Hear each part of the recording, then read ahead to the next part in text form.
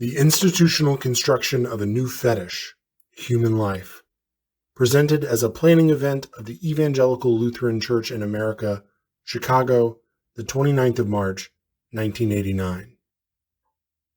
Ladies and gentlemen, on the 1st of January 1988, so you inform me, the Evangelical Lutheran Church of America came into existence. It is the result of a merger of three antecedent churches. With 5.6 million members, it is the fourth largest Christian church in the United States. This church and its bishop have convoked a conference which you have labeled as a planning event. I am one of half a dozen outsiders who have been invited to comment on the context in which the new church's mission must respond. I was asked to address something called resources and institutions. I take up this challenge by making you reflect on a characteristic of 20th century institutions: their ability to generate entities that can be defined as basic needs and which, in turn, define resources that are perceived as being scarce. To illustrate my point, I suggest that you look at the institutional relationship of the church to a new kind of entity called life, a notion variously referred to as a life, American lives, human life on Earth, and by some as Gaia, the life of the biosphere. These words are now frequently used in public discussion and refer to a new kind of social construct, an entity no one dares to think away. Analyzing this discourse, I am led to the conclusion that entitative life, the subject of this new discourse, is spoken about as something precious, endangered, scarce. It is further spoken about as something amenable to institutional management, something which calls for the training of ever-new specialists, from lab scientists to therapists and professional caretakers. Several Christian churches claim an eminent responsibility as guardians of life, or as specialists in its definition. On the other hand, life on Earth plays the crucial role in the mythology and philosophy of ecosciences and is discussed as the ultimate resource to be protected. Life is an eminent example of an assumption that is convenient for the expansion of institutional control over resources, which, by going unexamined, has taken on the features of a certainty. I will present 5 historical observations to support my thesis. I will give to each of these the form of a mini-syllabus. This organization of my material in the form of conceptual units that could serve as outlines for a lecture or seminar makes it easier for you to conduct the discussion for which you have invited me. It also suggests the lines for a historical and theological research project. The Lutheran Church, to which we owe the leadership in the field of biblical studies, might take the lead in exploring the relationship between life in the Bible and what the term is used to mean now. Philip Hefner asked me for a forceful presentation to generate theological response and issue-oriented discussion of concrete subjects. So I begin by stating a thesis. Human life is a recent social construct, something which we now take so much for granted that we dare not seriously question it. I propose that the Church exercise references to the new substantive life from its own discourse. Life constitutes an essential referent in current ecological, medical, legal, political, and ethical discourse. Consistently, those who use it forget that the notion has a history. It is a Western notion, ultimately the result of a perversion of the Christian message. And it is also a highly contemporary notion, with confusing connotations that obliterate the power of the word to denote anything precise. Thinking in terms of a life and human life vaguely connotes something of extreme importance and tends to abolish all limits that decency and common sense have so far imposed on the exercise of professional tutelage. As currently used, the English words life and a life feed the most powerful idol which the Church has had to face in the course of her history. More than the ideology of empire or feudal order, more than nationalism or progress, more than Gnosticism or enlightenment, the acceptance of substantive life as a God-given reality lends itself to a new corruption of the Christian faith. What I fear is this: that the churches, due to a lack of firm rooting in biblical language, engage the myth-making power which they possess as late 20th century institutions to foster, consecrate, and sanctify the abstract, secular notion of life. Carrying out this profoundly religious and equally non-Christian enterprise, they thereby make it possible that this spectral entity progressively replace the notion of person, in which the humanism of Western individualism is anchored. A life is amenable to management, to improvement, and to evaluation in terms of available resources in a way which is unthinkable when we speak of a person. Paralysis of language in a managed world. I am turning the idea of management into a key problem of the encounter between church and world. I do so because it is through management that those certainties are shaped and confirmed for the sake of which our late 20th century society is organized. I want to call your attention to the dangers rather than to the opportunities of the church co-sponsoring these realities in collaboration with other institutions. The difficulty of addressing you on this particular subject appears in every sentence of the mail about this conference which I have been sent during the last 7 months. Let me illustrate by caricature. In the first paragraph of the first letter, you speak about a church which, quote, came into existence, end quote, not on Pentecost, but on January 1st. You inform us that this church resulted not from the will of God, but from a merger of 3 antecedent institutions. This church has a bishop, but one surrounded by an executive staff, a team which organizes itself for planning. With touching innocence, the Vatican-like agencies of the 80s present themselves in managerial terms. Now, I'm not challenging the necessity of competent accounting, banking, window cleaning, and fundraising. I'm not even questioning public relations, statistics, and lobbying. And I welcome calling a spade what it is. But the innocence with which church people apply to their community metaphors taken from corporations deserves some attention. Let me tell you a story. One of my great teachers was Jacques Maritain, philosopher, neo-Thomist, mystical poet, and at the time of the story, a colleague of Einstein at the Institute of Advanced Studies in Princeton. It was 1957, the second year after my transfer from a slum parish in New York to educational administration in Puerto Rico. I had become deeply involved in the newly established Manpower Qualification Planning Board of the island's government. I was deeply upset by the philosophical ambiguities into which planning, not of the church, but of something called qualified manpower, was leading me. Dictionaries did not help me. Planning did not appear in the pre-war supplement to the Oxford English Dictionary, though it was launched within the same couple of years by Hitler, Stalin, and Roosevelt. So on my next visit to the mainland, I went to see Professor Maritain, who had earlier guided my studies on the history of the practice and theory of virtue in the Christian West. How could I fit planning into the traditional system of responsible habits within which I had learned to think? I had great difficulty in explaining to the old man the meaning of the term that I was using. Planning was not accounting, nor was it legislation, nor a kind of scheduling of trains. We took tea on his veranda. It was to be my last visit with him. I was delighted to look at his beautiful face, close to death, transparent, like one of the patriarchs in a Gothic stained glass window. The cup in his hand was shaking. Then finally he put it down, looking disturbed, and said, "Is not planning, which you talk about, a sin, a new species within the vices which grows out of presumption?" He made me understand that in thinking about humans as resources that can be managed, a new certitude about human nature would be brought into existence surreptitiously. Today, it would seem silly to examine the notion of planning within the context of Christian virtues. Planning long ago acquired the public status of an accepted and well-tested technique.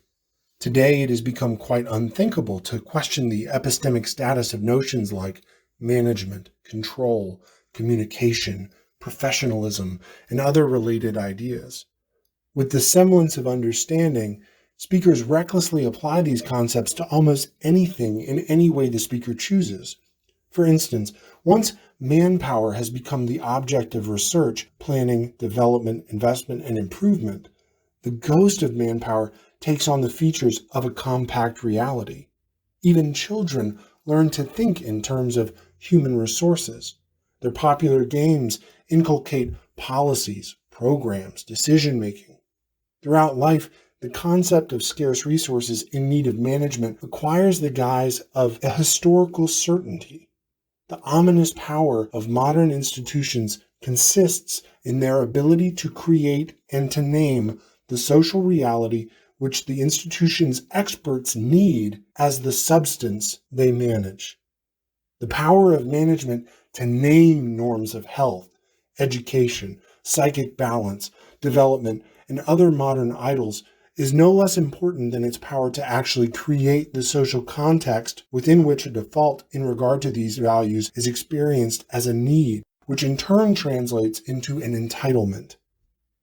This point is of particular importance within the tradition of the Lutheran Church, with its intense awareness of the Church's duty to announce the Word of God. The evangelical critique of the universe of bureaucratic terminology which penetrates and colors everyday conversation and consciousness seems to me a God-given task implied in one's witness to the Word of God. Epistemic sentimentality. The day-by-day experience of a managed existence leads us all to take a world of fictitious substances for granted. It leads us to speak about these managed phantoms with new words like progress in healthcare, universal education, global consciousness, social development, with words that suggest something better, scientific, modern, advanced, beneficial to the poor. The verbal amoebas by which we designate the management-bred phantoms thus connote self-important enlightenment, social concern, and rationality without, however, denoting anything which we could ourselves taste, smell, or experience. In this semantic desert full of muddled echoes, we need a Linus blanket, some prestigious fetish that we can drag around to feel like decent defenders of sacred values. Social justice at home, development overseas, and world peace appear in retrospect as such fetishes. The new fetish is life. There is something apocalyptic to search for life under a microscope. There are people who are pro-life. Some oppose abortion, others vivisection, capital punishment, or war. Their opponents want the choice to interrupt pregnancy or life-saving treatment. As Will Campbell said to me 3 years ago, life is tearing the church apart. And yet, no one dares to oppose the use of this verbal amoeba in public controversy, least of all churchmen. Some burn incense to life. Others have become specialists in peddling pseudo-biblical pieties about the value of life. While medicine manages life from sperm to worm, churches have acquired a new social standing by framing these medical activities within the semblance of an ethical discourse. Bioethics provides a new and prestigious job market which gives preference to unemployed clerics with university degrees. I am therefore fully aware of the difficulty I face when I choose life as my exemplary instance of a notion which takes on a spectral but unquestioned existence through an institutional commitment to new domains of management. And I am also aware of an added hazard. I present this example to a church which resulted from a merger last January 1st and whose executives are anxious to know what the world expects from their institution. I can tell you, the Christian West has given birth to a radically different kind of human condition, unlike anything that has ever existed or that could have come into existence without the church's millennial midwifery. Only within the matrix which Jacques Ellul called the technological system has this new type of human condition come to full fruition. A new role opens for myth-making, moralizing, legitimizing institutions, a role which cannot quite be understood in terms of old religion, but which some churches rush in to fill. The new technological society is singularly incapable of generating myths to which people can form deep and rich attachments. Yet, for its rudimentary maintenance, it needs agencies which create legitimate fetishes to which epistemic sentimentality can attach itself. At no previous time was there a similar demand for agencies capable of rendering such a service, and the major Christian churches, traditionally legitimate, intellectually prestigious, well-managed, independently financed, appear as apt centers to be entrusted with this task. The Gorbachev epoch is not one in which the church faces Jacobins. Rather, a new kind of conspiracy threatens, not with the triumphalism of a Constantinian empire, but with powers that promote welfare, development, and justice as the means of maintaining order and peace. The Gospel of Life. I was not taught to believe that the church finds its vocation by listening to the world. The Lutheran Church is not only populous and rich, not only one of the important agencies defining moral issues in public life and speaking out for ethical responsibility in American politics, not only one of the key institutions providing social coherence along with orchestras, democratic clubs, alumni associations, and the Daughters of the American Revolution. I cannot but believe that it is also, and above all, one of the major vessels to which a distinctive theological tradition has been entrusted. All American Christians are in some way dependent on the Lutheran Church, safeguarding gospel words in a world full of pop science junk terms. The clear discrimination between the life and a life is today an essential and paradigmatic part of this task. But how can we demand that the church anathematize an idol at the very moment when she has lost her ability to define the terms she uses to announce her own message? How to demand that the church sail against the very current into which she steered the West? The comparison between the church and an ocean-going sailing vessel goes back to patristic times. It antedates the invention of the central rudder and the ominous connotation of control which this image suggests.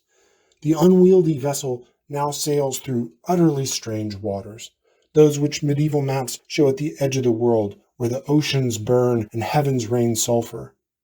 I can think of no better picture to evoke for you what it means to be the crew of a church in the 1990s, when the elements through which generations have sailed have almost disappeared. Ozone and climate, genetic variety and hereditary immunities, forests and whales, that is, more importantly, the cedars that give the Solomonic temple its sensual quality, the monster in whose belly Jonas, like Christ, spent 3 days. It is in these regions of dissimilitude that you find yourselves huddled together for a week of prayerful reflection, carrying on board the good news which the Lord announces to Martha when he says to her, I am life. He does not say, I am a life. He says, I am life.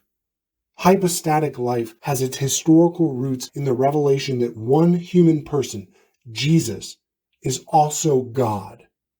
This one life is the substance of Martha's faith and of ours.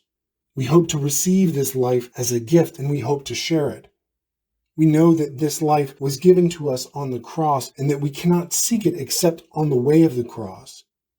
To be merely alive does not yet mean having this life. This life is gratuitous, beyond and above having been born and living.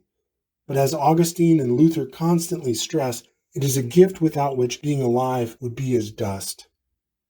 This life is personal to the point of being one person, both revealed and promised in John 19. This life is something profoundly other than the life which appears as a substantive in the headlines of U.S. newspapers. And at first sight, the two have nothing in common. On one side, the word says Emmanuel, God-man, incarnation. On the other, the term is used to impute substance to a process for which the physician assumes responsibility, which technologies prolong and atomic armaments protect, which has standing in court, can be wrongfully given, a process about whose destruction without due procedure or beyond the needs of national defense or industrial growth, so-called pro-life organizations are incensed. However, on closer inspection, life as a property, as a value, a national resource, a right, is a Western notion which shares its Christian ancestry with other key verities defining secular society. The notion of an entitative life, which can be professionally and legally protected, has been tortuously construed through a legal, medical, religious, scientific discourse whose roots go far back into theology. The emotional and conceptual connotations of life in the Hindu, Buddhist, or Islamic traditions are utterly distinct from those evident in the current discourse on this subject in Western democracies. This is a primary reason why the demystification of life is a service in which theologically trained historians ought to engage. Politically, pro-life movements are sponsored mainly by Christian denominations, and these organizations have played a major role in the social construction of the idol of which I speak. This is a second reason why I look to the church to clarify the notion. The Christian churches now face an ugly temptation to cooperate in the social creation of a fetish which, in a theological perspective, is the perversion of revealed life into an idol. 5 observations on the history of life. Christian theology starts where iconoclasm has done its job. If, as an institution, you put your resources into an interpretation of the gospel that tries to shun epistemic sentimentality, the history of life belongs on your agenda. And those who engage in this history might well keep 5 points in mind. First, life as a substantive notion makes its appearance around 1801. Biblical scholars are well aware of the limited correspondence between the Hebrew word for blood, dam, and the Greek term we would render as soul, namely psyche. Neither comes anywhere near the meaning of the substantive life. The concept of life does not exist in Greco-Roman antiquity. Bios means the course of a destiny, and zoe something close to the brilliance of aliveness. In Hebrew, the concept is utterly theocentric, an implication of God's breath. Life as a substantive notion appears 2,000 years later, along with the science that purports to study it. The term biology was coined early in the 19th century by Jean-Baptiste Lamarck. He was reacting to the Baroque progress in botany and zoology, which tended to reduce these two disciplines to the status of mere classification. By inventing a new term, he also named a new field of study, the science of life. Lamarck's genius confronted the tradition of distinct vegetable and animal ensoulment, along with the consequent division of nature into 3 kingdoms, mineral, vegetable, and animal. He postulated the existence of life that distinguishes living beings from inorganic matter, not by visible structure, but by organization. Since Lamarck, biology searches for the stimulating cause of organization and its localization in tissues, cells, protoplasm, the genetic code, or morphogenetic fields. What is life is therefore not a perennial question, but the pop science counterfoil to scientific research reports on a mixed bag of phenomena such as reproduction, physiology, heredity, organization, evolution, and more recently, feedback and morphogenesis. Life appears during the Napoleonic Wars as a postulate which is meant to lead the new biologists beyond the competing descriptive studies of mechanists, vitalists, and materialists. Then, as morphological, physiological, and genetic studies became more precise towards the middle of the 19th century, life and its evolution became the hazy and unintended byproducts reflecting in ordinary discourse an increasingly abstract and formal kind of scientific terminology. With the possible exception of the earliest 2 generations of 19th century biologists, obiter dicta based on the substantive notion of life are not and never have been part of the argument of biology as a science. It is therefore surprising to observe with what solemnity biologists have recently been asked by church executives to pool their competence with that of theologians in the study of issues related to post-Lamarckian life. Second, the loss of contingency, the death of nature, and the appearance of life are but distinct aspects of the same new consciousness. A thread which runs back to Anaxagoras in the 5th century BC links a number of otherwise profoundly distinct philosophical systems, the theme of nature's aliveness. This idea of nature's sensitive responsiveness found its constant expression well into the 16th century in animistic and idealistic, Gnostic, and hylomorphic visions. In these variations, nature is experienced as the matrix from which all things are born. In the long period between Augustine and Scotus, this birthing power of nature was rooted in the world's being contingent on the incessant creative will of God. By the 13th century, and especially in the Franciscan school of theology, the world's being is seen as contingent not merely on God's creation, but also on the graceful sharing of his own being, his life. Whatever is brought from possibility, de potentia, into the necessity of its own existence thrives by its miraculous sharing in God's own intimacy, for which there is no better word than his life. With the scientific revolution, contingency-rooted thought fades, and a mechanistic model comes to dominate perception. Caroline Merchant argues that the resulting death of nature has been the most far-reaching event in changing men's vision and perception of the universe. But it also raised the nagging question: how to explain the existence of living forms in a dead cosmos? The notion of substantive life thus appears not as a direct answer to this question, but as a kind of mindless shibboleth to fill a void. Third, the ideology of possessive individualism has shaped the way life could be talked about as a property. Since the 19th century, the legal construction of society increasingly reflects a new philosophical radicalism in the perception of the self. The result is a break with the ethics which had informed Western history since Greek antiquity, clearly expressed by the shift of concern from the good to values. Society is now organized on the utilitarian assumption that man is born needy, and needed values are by definition scarce. The possession of life in axiology is then interpreted as the supreme value. Homo economicus becomes the referent for ethical reflection. Living is equated with a struggle for survival, or more radically, with a competition for life. For over a century now, it has become customary to speak about the conservation of life as the ultimate motive of human action and social organization. Today, some bioethicists go even further. While up to now the law implied that a person was alive, they demand that we recognize that there is a deep difference between having a life and merely being alive. The proven ability to exercise this act of possession or appropriation is turned into the criterion for personhood and for the existence of a legal subject.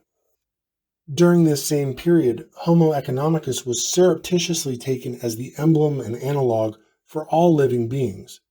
A mechanistic anthropomorphism has gained currency. Bacteria are imagined to mimic economic behavior and to engage in internecine competition for the scarce oxygen available in their environment. A cosmic struggle among ever more complex forms of life has become the anthropic foundational myth of the scientific age. Fourth, the fictitious nature of life appears with special poignancy in ecological discussion. Ecology can mean the study of correlations between living forms and their habitat. The term is also and increasingly used for a philosophical way of correlating all knowable phenomena.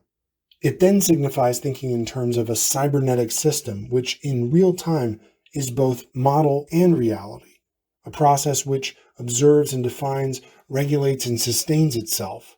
Within this style of thinking, life comes to be equated with the system. It is the abstract fetish that both overshadows and simultaneously constitutes it. Epistemic sentimentality has its roots in this conceptual collapse of the borderline between cosmic process and substance, and the mythical embodiment of both in the fetish of life. Being conceived as a system, the cosmos is imagined in analogy to an entity which can be rationally analyzed and managed. Simultaneously, this very same abstract mechanism is romantically identified with life and spoken about in hushed tones as something mysterious, polymorphic, weak, demanding tender protection. In a new kind of reading, Genesis now tells how Adam and Eve were entrusted with life and the further improvement of its quality. This new Adam is potter and nurse of the golem. Fifth, the pop science fetish, a life, tends to void the legal notion of person. This process is well illustrated in the relationship between medical practice, juridical proceedings, and bioethical discourse. Physicians in the Hippocratic tradition were bound to restore the balance or the health of their patient's constitution and forbidden to use their skills to deal with death. They had to accept nature's power to dissolve the healing contract between the patient and his physician.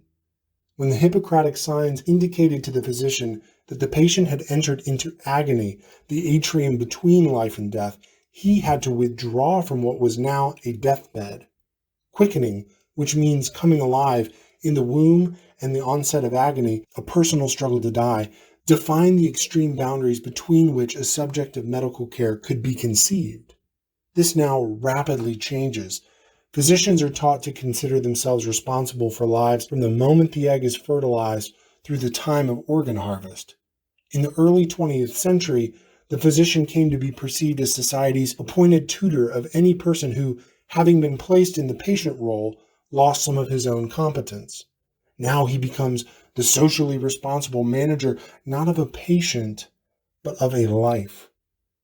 According to one of the most reputable bioethicists, science has endowed society with the ability to distinguish between a life which is that of a human person and that which corresponds to a human non-person.